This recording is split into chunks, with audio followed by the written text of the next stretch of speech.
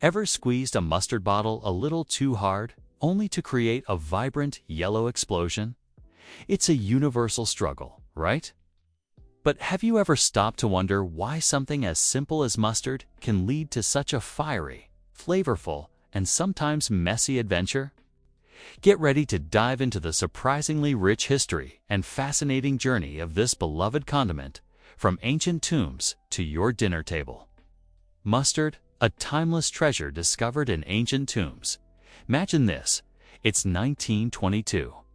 Archaeologists are carefully unsealing the tomb of a young pharaoh, Tutankhamun.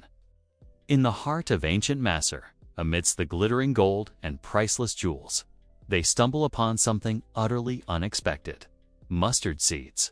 Yes, you heard that right. These weren't just random relics. Ancient Egyptians didn't merely use mustard as a spice. They revered it as a potent medicine, believing it could cure everything from nagging toothaches to venomous snake bites. And here's the truly mind-blowing part. Those very same seeds found nestled in Tut's tomb could, theoretically, still sprout if planted today. It makes you wonder, doesn't it? Are the mustard seeds growing in the fields of Konya and Adena today as impressive as their ancient counterparts? Let's uncover the secrets. The golden window, a farmer's delicate dance with nature. You might think growing mustard is a walk in the park, but think again. Turkish farmers, with their deep connection to the land, know the immense challenges involved. They face what they call the golden window, altın pencer, a critical 48-hour period when the seeds absolutely must be harvested. This isn't just a random deadline. It's a precise timing passed down through countless generations of farming families in places like Cukurova or Thrace. Each family, over centuries, has added their unique wisdom to this ancient agricultural art. Mustard is a cool season crop, meaning it absolutely despises extreme heat. If the summer sun in Orfa beats down too fiercely, the plant will bolt, rushing to flower and produce seeds before it fully matures. This premature rush leads to weak, underdeveloped yields, which no farmer wants. That's why most Turkish farmers carefully plan their planting, sowing mustard either in early spring or just before fall, depending on the specific climate of their region. These seemingly delicate plants are incredibly resilient. They can survive droughts, thrive in less than ideal soil, and even withstand a touch of frost. In fact, holding back on water in the final weeks before harvest actually boosts the concentration of those fiery, spicy compounds in the seeds, making the final mustard sauce even more potent and flavorful. From field to jar, the art of mustard. Processing. Once the time is right, the harvesting machines roll into action. Imagine massive, gentle giants with rotating reels, carefully pulling the mustard plants into their embrace. Inside, built-in threshers delicately crush the dry pods, shaking out the precious mustard seeds. As for the plant debris, the stems, leaves, and empty husks, they're thoughtfully tossed back onto the field, returning their nutrients to the soil as natural compost. It's a beautiful cycle of nature and technology working hand-in-hand. Now, an unpopular opinion, but one that many in Turkey might agree with. While some might find the pungent taste of mustard sauce too bitter, it's still undeniably superior to ketchup. Just kidding. Mostly.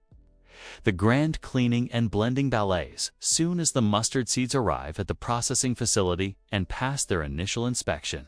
They enter a cleaning process that is truly astounding. Producers don't rely on just one type of mustard seed to achieve that perfect balance of flavor, texture, and spice that Turkish palates love. They carefully blend yellow and black mustard seeds. But why mix them at all? Why not just use yellow mustard seeds alone? The answer lies in the very science of mustard's captivating heat. Yellow mustard seeds are the mildest of the three main types: yellow, brown, and black. Black mustard seeds, on the other hand, contain a much higher concentration of the compounds that create that exhilarating heat when crushed and mixed with liquid. They release a compound, allylisothiazole, which is the very same one that gives wasabi its sinus clearing. The bottling challenge, a delicate dance with density at this point. The mustard is smooth, flavorful, and perfectly mixed, ready for its final destination, your sandwich. The delicious condiment is pumped into massive stainless steel storage tanks. But here's the real challenge, one that might resonate with anyone who's battled a stubborn ketchup bottle: getting all that dense, creamy mustard into bottles, jars, and those tiny individual packets without creating an epic mess. Unlike the classic squeeze bottle or glass jar, mustard tubes like those often found with tomato paste in Turkish kitchens are a niche but incredibly practical way of storing and dispensing mustard.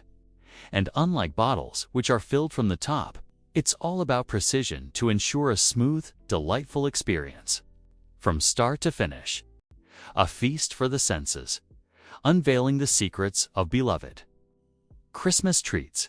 Get ready for an absolutely fascinating journey, because we're about to step inside some incredible factories and witness how our most cherished Christmas treats are brought to life.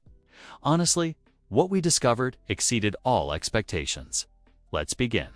Chocolate, the unsung hero of festive delights. First order of business in these factories, often nestled in places like Gaziantep or Sakarya, is to prepare the chocolate. Why? Because it's the undisputed main hero of many Christmas treats.